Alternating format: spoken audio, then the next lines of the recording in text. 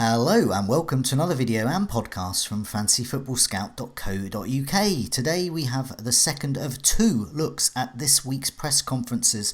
The first part took place yesterday.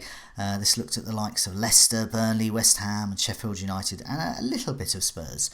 Today we turn our attention to the big guns really, the likes of Liverpool and Man City.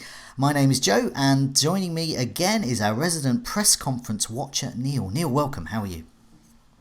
Good, thank you, Joe. Yeah, very busy this afternoon because we had, as we discovered yesterday, there wasn't much happening on Thursday, but it's all been kicking off this afternoon. So we'll round up the remaining 10, I think, today. Okay, yeah. I mean, yesterday we went sort of down the list of, as the press conferences happened, and first was the earliest, and then obviously the inevitable Watford embargo towards the end. But this time we're going to do a bit differently because there's some big news.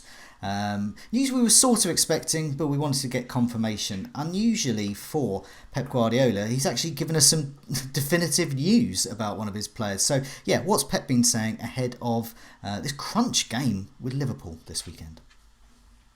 Yeah, Man City are down their first choice goalkeeper. So Ederson came off with a muscular injury in midweek in the Champions League. It was originally described as a precaution. However, Pep has since ruled him out of. He said tomorrow, but I think he meant Sunday's game, unless he's pulling a Solskjaer here and trying to deceive us. But no, Ederson's is out. He doesn't know how long he's going to be out for, but he said he's retained every confidence in Claudio Bravo, as you would expect. So they're down a goalkeeper. They might be down other players as well that he didn't mention. So, for example, David Silva. Who wasn't name checked in this press conference, but before the Atlanta game in midweek, he said that he was probably going to be out for 10 to 12 days. That's the normal recovery time for a muscular injury. So he looks extremely doubtful to feature as well, on top of the longer term ones such as Rodri, Zinchenko and Sarnia, as well as Laporte as well. That's interesting for me. I mean, for me personally, I'm looking to kind of beef up my Liverpool quota in my own FPL team. But looking at that team news from Man City, another. But like Laporte's gone, Rodri's gone, Ederson's gone. There's the injury list is mounting up, and these are really important players for them. David Silva as well is going to be a big miss. He's not mentioned, but you never know with Pep. He has surprises. There was one other thing he was saying about Aguero. It was very bullish comments about Aguero's goal scoring record, I understand. Yeah, the weekly question about Aguero or Jesus, obviously he's never going to give us an answer. But on Aguero, he said he's born scoring goals, he'll die scoring goals. Harsh. Again, highlighted the different skill sets of each player. Previously, he's gone on record of saying that Aguero was good in the tight spaces. Jesus is better at the press. Although Aguero historically has been his man in the bigger games, so it remains to be seen what he'll go with. But there was talk of Aguero. There's talk of his defensive tactics as well last season, relatively speaking, for Man City. This was the goalless draw where City missed a late penalty. He said that wasn't really the plan last year. It's just that sometimes you come up against an opposition that forces you to change your hand and sit a bit deeper. And that was the case against Liverpool. And then said that could happen again on Sunday. So I thought my gut sort of leans towards a more of a tighter game than that the 4-3 that we saw in 2017-18. I think it might be closer to the last year's game than we saw. But then again, both defences haven't been as good this year. So yeah, especially with Ederson out. So Bravo in goal. Yeah. Possibly Carl Walker, who stood in midweek in goal. That would be lovely, especially as for those that own Salah and Mane. But yeah, meanwhile, Klopp's been speaking as well ahead of this clash. I think there was some doubts over Van Dijk, for example. But yeah, what's Klopp been saying? So Van Dijk hadn't been seen in training ground photos on Thursday, I believe. But Klopp's rubbish to any speculation that he may be injured. He says that was for other reasons, unspecified, but I'm guessing some sort of personal thing. But he's completely fine, according to Klopp. As is Jordan Henderson, who missed out on midweek due to illness. However, they are still without Matip and Shaqiri and Nathaniel Klein as well. But the big guns are hopefully all fit. We saw Salah play 90 minutes on Tuesday, which ordinarily you wouldn't want, would you, from an owner's perspective? But it was actually quite reassuring. Yeah.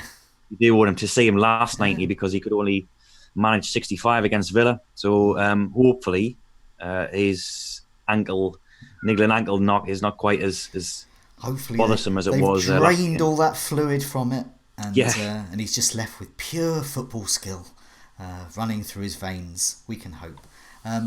Chelsea are interesting. Mason Mount went off injured midweek for the Champions League, so hugely owned player. Lots of people wanting to know whether he'll start. But yeah, has Frank Lampard given anything away ahead of Chelsea's clash against Palace? Yeah, it's very similar to how the situation was before the Liverpool game a couple of months back when Mount injured exactly the same ankle. So Lampard says that he's in the squad. However, they've got to give him another 24 hours to make a final call on his fitness. Now, this is the early lunchtime kickoff tomorrow, so they've actually got less than 24 hours. But at least he's named in the England squad, which is a positive, I suppose. He was apparently cited in training as well. So it's looking a lot more positive than it did on when was it, Tuesday or Wednesday? Okay. When it happened. When we all thought, well, this looks serious, because he went down in some discomfort, hobbled off. But all is not lost. Apparently, it's going to be a close one. I think not quite a clean bill of health, but he's the fact that he's named in the squad at this stage is a positive. Barkley won't meet it, however. Okay. He's obviously not as big a fantasy name, but he's got an ongoing issue, not in the squad, and Rudiger's going to be out for another 3 weeks. But yeah. Yeah, I mean, it's out 24 hours to deadline to monitor him, or less than 24 hours. It all sounds very, very Flash Gordon, really. He's got 24 hours to save Chelsea, and I'm sure they'll do very well against Palace without him. But yeah, you never know with this clash. You never know with Palace at the moment. I don't know whether they're going to get absolutely hammered or they're going to be doing the hammering. Really tough side to work out, but on paper you would think Chelsea are going to do well. Obviously the likes of Tammy Abraham are all fine there. Manchester United have another clash, which is on paper they should win against Brighton, but it's potentially hard to call given Brighton's form this season. But what shape is Manchester United in, and also what shape are Brighton in as well for this? So let's go for Manchester United first. Yeah, so at the beginning of this, I mentioned that there was 10 press conferences today. Now, there was 2 which were held last night after the Europa League, which are then being held back till today. Now, one of them is, of course, Solskjaer's, who we've heard from this morning. And he says that, Lindelof, who missed out on Thursday, and McTominay, who picked an injury up on Thursday, he's hopeful of them both being available. However, Lindelof hasn't trained this week up until that point, up until Thursday. And now, obviously, they've got Sunday to recover because of their Europa League commitments. Maguire was also flagged as seen in FPL. He picked up an injury during that game, but lasted the full 90. And from Solskjaer's comments after that match, it did sound like McTominay was the bigger doubt. So it does seem like Maguire should be fine, barring any setback. And apart from that, he was just talking about Mason Greenwood, of course, who's in form in the Europa League, hasn't really been given a chance in the Premier League other than substitute appearances. But again, pointing us to another substitutes rule, I think, and he's saying that it's sometimes not the right time to play him. Even with Martial out, he didn't think it was right to lump all that weight on his shoulders. And the fact that they've got all those players back from injury, plus Daniel James was rested on Thursday night as well, suggests Greenwood's going to be back amongst the subs again. However, Ashley Young is suspended, so there could be another budget United asset handed a rest in the form of Brandon Williams, who is the pretty much their only recognised left back left, because Luke Shaw's still out, Young suspended. Now, he could, of course, put Marcus Rojo over at left back because he has played there before. I think he's more comfortable at centre half. Seems to be playing better at centre half. He certainly put in a decent shift last night. But yeah, so Williams possibly with a run out. Although, as I've mentioned in the team news tab, he's been reticent to throw academy products in the Premier League so far this season. So we'll see. Okay, and Brighton as well. Now they've got some defensive issues, but quite a handy substitute could come in for them. So yeah, what's Potter been saying ahead of this? Yeah, so Webster, who came off last weekend, who stretched it off actually, he's got ankle ligament injury, which sounds serious, but actually doesn't appear to be that bad. It's enough for him to miss out against Man United. So So yeah, you'd expect Duffy, I suppose, to come in and fill for him if he's sticking with that system. I guess Dan Burn could step across the centre half and he'll bring in another left back or a left wing back or something like that. He's very malleable with his tactics as Potter. But yeah, Trossard, of course, 2 substitutes appearances so far, affected the game in both of those matches. And yeah, Potter's been saying, much as he was last week, that he wants to start, obviously, but they're still handling him carefully on his comeback.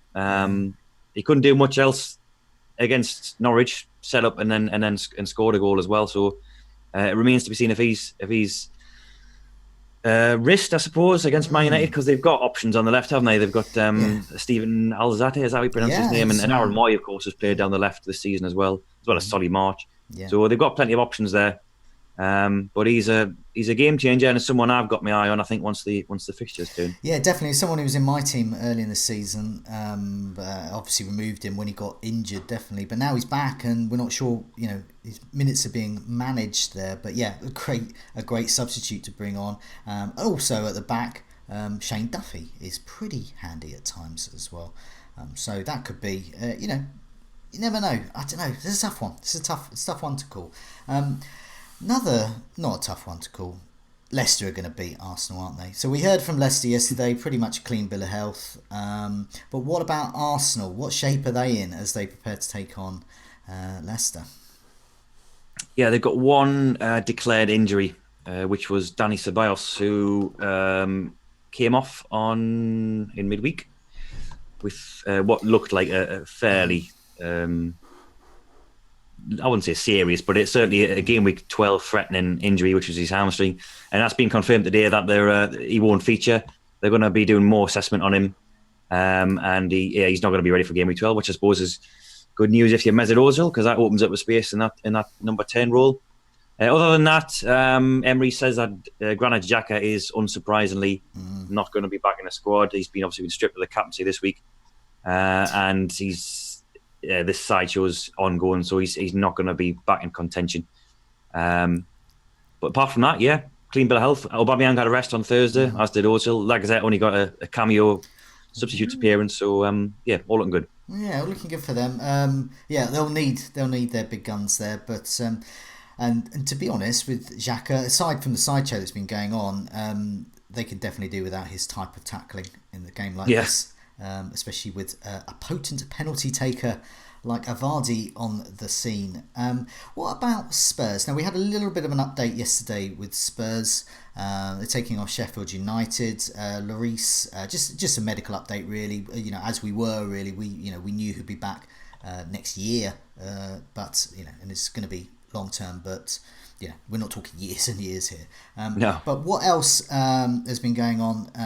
What's Poch been saying about the rest of his troops? Understand that, Eric Lamela in particular, I was quite keen to find out about, and Vertonghen as well, hamstring problems for both of those. So just find out what's been going on there. Yeah, well, those two players that you mentioned are both out of this weekend. So, as you say, both hamstring issues. Added to the fact that Lloris is going to be out next year. So we saw Kane who missed game week 11 with a virus that wasn't declared before the deadline. Rumours were swirling on the Sunday that he'd miss out, and so it transpired. But he came back in midweek in the Champions League, if you're worried about that. Son, of course, has had his red card overturned. So if you had him and you saw that he'd been flagged, you'll have seen by now that the flag's come off. So he's free to play as well. Okay, so more update there. Let's look at the best of the rest. We've got Wolves versus Villa, both of them. Press conferences have taken place. Newcastle against Bournemouth as well. And of course, I forgot to mention Palace earlier, so we can recap on them in a mo. But firstly, Wolves v Villa. Lots of interest in Jimenez as a captaincy shout. They of course played last night in the Europa League. So what shape are Wolves in, and also Villa for this one? Yeah, Villa, Jack Grealish was expected back in the training this week. He narrowly missed out last weekend against Liverpool. However, we've just heard Dean Smith's press conference, and he says it's only 50-50 still for Grealish. So the bleed on his calf, which he had, is actually bigger than was first anticipated. He has been doing some physical work. He's been swimming a lot, taking the pressure off that muscle. But it remains a 50-50 call. So Not the definitive news you're hoping for if you're a Grealish owner, and I know there's plenty of them because he's been in excellent form, and that slightly more advanced role. Apart from that, Smith said he had a relatively clean bill of health, although they've got like a couple of nagging doubts over Gilbert had a dead leg, and Yotta's just back from a hernia surgery as well. Wolves, yes, as you say, they played last night. We haven't actually seen much from Wolves because of that press conference that were held after the game. Not a great deal come out of it so far. I'll keep you posted on the site if I see anything more. But Bennett was back from injury in that game. He came on as a late sub. Bolly's still out. Diego Jota, wasn't involved in that, but in case you're worried, anybody who has him, it was because he was suspended for that Europa League game. So as far as we're aware, he's available for that. And Doherty came back in that game as well. He'd limped off against Arsenal, but he was declared fit and I think played the full game against Slovan Bratislava. So I think they're looking in relatively good shape. Okay, and finally, let's have a look at Newcastle against Bournemouth as well. So yeah, anything from Hal and Bruce about this clash? Yes, in terms of Newcastle, so they've got Lejeune is back in training, but he's still building up match fitness within the 23s. Fabian Schär was anticipated to be in contention for this, but hasn't quite made it. It's not too serious. Slightly more worrying news, Matt Ritchie-wise, because he had been back in training, I think, about 10 days ago, but has suffered a setback. And I think Brooks was a little bit concerned in his press conference this morning. So it doesn't sound like he's going to be back anytime soon. We'll see what the international break brings. But Jetro Willems seems fairly secure there at left wing back for now. Bournemouth, House said that Goslin's closer to come back. He was nearly there last week. He's been having hip surgery. He didn't say much else other than the long-term ones, such as Brooks and Stanislas and people like that. So unless he, again, as is something is the case with Howe, unless he's keeping something back, then it looks like a fairly straightforward picture fitness-wise. Palace, you mentioned there before, didn't cover. That's very straightforward. Everyone's fit, including the likes of Sacco. Thank God we left them to the end then, because it's literally no news. Came off last week. MacArthur, Townsend missed out last week. Apparently he's back as well. Even Connor Wickham, the long action Connor Wickham, apparently he's available for actually, as well. Do you know what? That is quite interesting news, because Connor Wickham is still knocking around in some teams. And if you're considering him a null and void player, now there is the possibility he might get some minutes. Obviously, in the great scheme of FPL players, Connor Wickham's way down. But, But nevertheless, it's going to be of interest to some people there. Just before we go, I just wanted to mention that we've been nominated for an award, which is quite nice. It's the Football Supporters Association. And it's the award for our online content. So it's the Online Media of the Year Award. And there's lots of very big names there, like The Athletic, for example. Please head over to their site and please vote for us, obviously. Very pleasing to get that nomination. Anyway, and also just before we go, just want to mention the members area as well. So that's one of the reasons perhaps we've been nominated there is our members content. Yourself and me all week have been looking at this, no doubt, looking at the season ticker. Rate My Team tool is the one that I've been looking at today. Big decisions ahead. Mane, Salah, Vardy, who do you get in? Do you take a hit? Well, that tool tends to help make the decision, because the computer gives the voice of reason. But in the meantime, everyone remember the deadline is today. There's a Friday match tonight. But Neil, thanks so much for joining me, and thanks so much for that information. You watch the press conferences, so we don't have to. Thanks a lot for your time, Neil. Cheers, Joe. Yeah, good luck, everybody. See you next week.